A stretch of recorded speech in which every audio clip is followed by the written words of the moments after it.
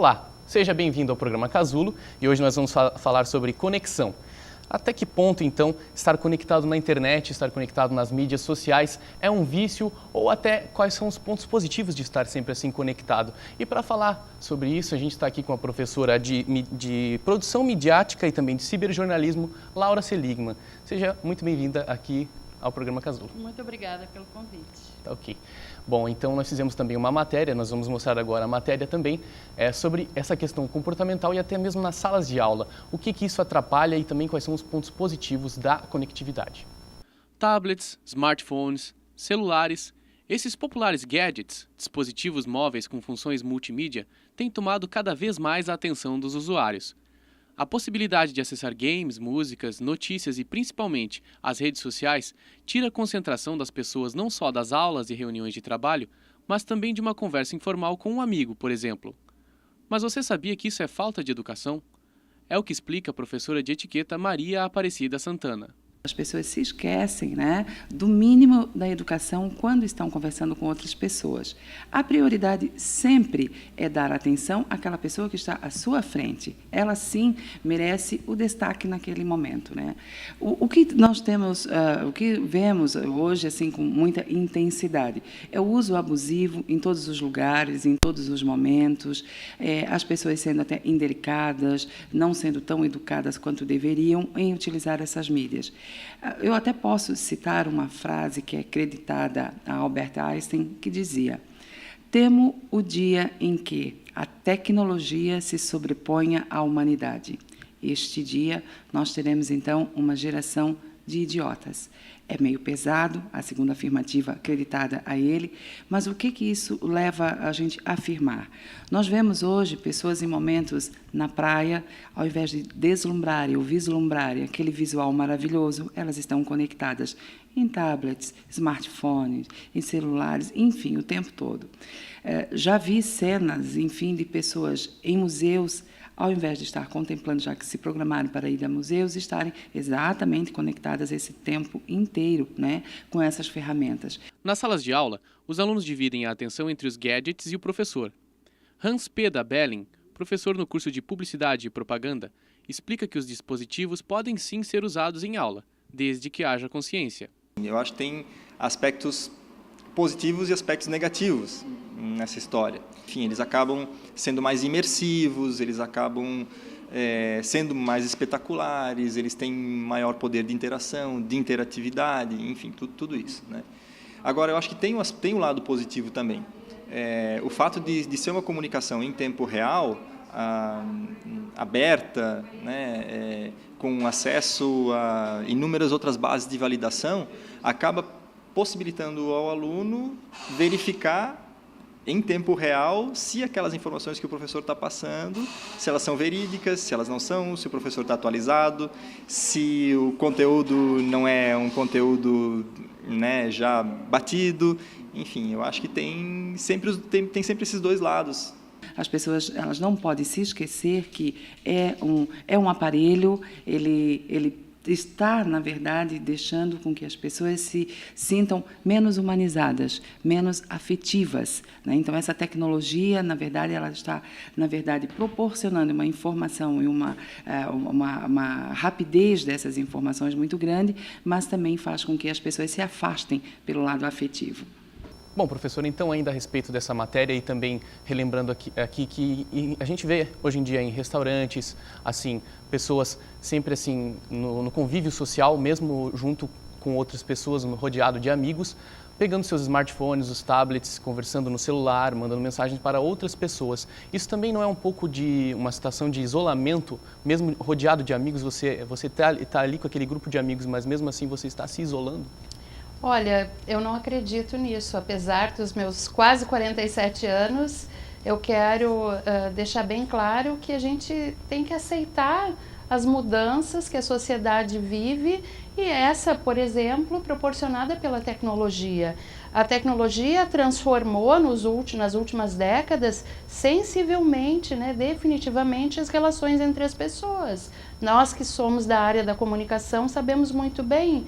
Então, o que eu não posso fazer é me prender a um paradigma anterior, para acreditar assim, que o mundo está perdido, que as pessoas estão distantes. Pelo contrário, você, rodeado de amigos, traz através dessa conexão mais amigos para a roda.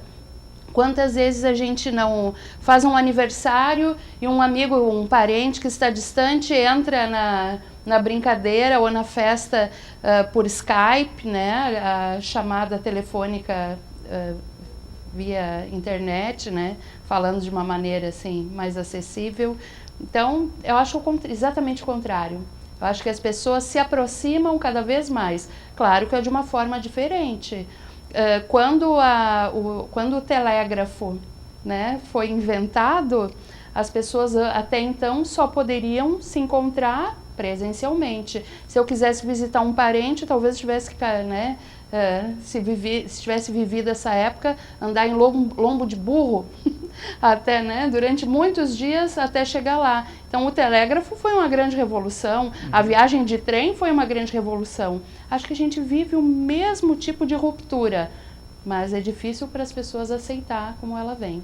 Entendi. E então você acredita que as pessoas precisam também se adaptar a isso, inclusive as pessoas mais antigas, os professores em sala de aula que são de uma geração anterior, precisam então também se adaptar e não só o aluno fechar ou desligar o tablet ou o smartphone? Olha, acho que tem dois casos aí.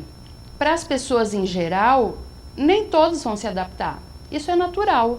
Alguns, né, a gente fala muito em geração X, geração Y. Eu não concordo muito com essa divisão, que eu, por exemplo, pertenceria à geração X, quase baby boomer, né, naquela divisão tradicional, mas eu sou hiperconectada o tempo todo, né, e não compulsivamente, porque acho que faz parte da minha vida. Agora, no caso dos professores, aí não. Aí é preciso ter uma visão mais de aceitação, porque a tecnologia da comunicação ainda é vista de uma forma muito pessimista na sala de aula. E isso precisa mudar, porque o aluno já mudou, então o professor e o currículo também precisam mudar. Ok, professor, nós temos aqui então uma pesquisa, ela é da revista Times, ela mostra que 83% dos brasileiros eles ficam ansiosos quando esquecem o seu celular em casa. Então, que necessidade é essa que ela se criou? É uma necessidade que se criou agora com o uso das tecnologias? Ou você acha que isso já pode ser transferido para alguma coisa que existia antigamente? Claro, eu acho que é uma necessidade. É como a caneta esferográfica. Exatamente. Ela é uma tecnologia, não é? É que quando ela se incorpora no dia a dia da gente, rapidamente é esquecido como ela é nova. Antes da caneta esferográfica só se podia trabalhar com caneta tinteiro, que não era transportável, né? Precisaria ficar na sua casa. Um repórter, por exemplo, um médico, alguém andar sem uma caneta no bolso para uma emergência é um grande problema. Assim se tornou o celular. Primeiro uma tecnologia cara, mas rapidamente se tornou muito acessível. Então, hoje, a gente precisa, sim, do celular. Ok, mas em contrapartida, a gente vê assim que, antigamente, as pessoas, para fazer uma pesquisa acadêmica, para fazer uma pesquisa para a escola, elas utilizavam dos livros, das enciclopédias, das Barça. E hoje em dia, se usa a internet. Em termos gerais, é muito difícil realmente encontrar um acadêmico que em algumas... ou você acredita que isso não é verdade, que as pessoas não estão se adaptando dessa forma? Não, eu acho que de jeito algum a internet substitui o livro. Entendi. Ela cumpre outro papel. E é um papel importantíssimo que é de disseminação da ciência e do conhecimento.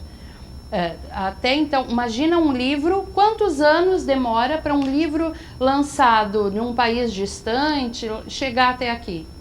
Claro, hoje em dia é mais rápido, mas com a internet isso se dissemina muito mais rapidamente. Agora, nem todo conhecimento que está na internet é credível. Nem todo conhecimento que está no livro também é credível. Não é essa divisão. O que está no livro vale, o que está na internet eu duvido. Às vezes pode ser o contrário. Eu posso lançar um livro como aqui mesmo em Santa Catarina, circularam livros, uma editora que lançou em Blumenau, livros nazistas, negando o Holocausto. E era um livro, né? Então, não há essa divisão. Eu acho que a internet vem amplificar essa disseminação, vem tornar mais rápida, levar mais gente de forma assim nunca antes vista, mas ela, assim como qualquer outra tecnologia, não é uma tábua de salvação. Ela não vai resolver o problema do mundo, mas ela cumpre um papel importante. Agora, o que acontece com um acadêmico que só pesquisa na internet? Ele não vai aproveitar ao máximo o curso que faz. Então a internet, acreditas que é uma aliada no processo de aprendizado também, de estudo? Claro que sim, cabe ao professor liderar guiar esse caminho, mostrar até onde eu posso, né, somente usar a internet, até onde eu posso usar só o livro, quando eu devo aliar as duas coisas. Muito bem, a gente viu na matéria o professor ali também falando a respeito, né, que você pode também pegar o seu tablet, o seu smartphone e verificar se a informação que o professor está ali passando é verdadeira ou não, ou se não é muito defasada a matéria que ele está passando, e também isso acaba sendo um pouco perigoso ou não? O aluno tem realmente de usar essa... Eu acho que depende da idade e do estágio da formação. No ensino fundamental, realmente, eu acho que o professor deve dizer, agora é a hora de ir para o laboratório de informática, porque a criança precisa ser acostumada, né, com o processo de aprendizado, né? Precisa aprender a aprender. A gente não nasce sabendo, nem todo mundo sabe estudar. Então, acho perigoso, mas na academia, na universidade é muito importante, mas na minha opinião, não para testar a veracidade, porque não há essa questão de verdade ou mentira, mas para multiplicar as oportunidades, multiplicar as opções de conhecimento, porque eu posso ter várias opiniões sobre a mesma teoria. Até mesmo, voltando ao assunto anterior, que se a internet explicasse tudo e falasse sobre tudo, então não necessitaríamos mais de universidades e de escolas, não é verdade? Isso não é verdade. Isso não deve acontecer. Tá ok, bom, a gente vai então por um breve intervalo e daqui a pouco a gente volta mais no programa Casulo falando sobre conexão.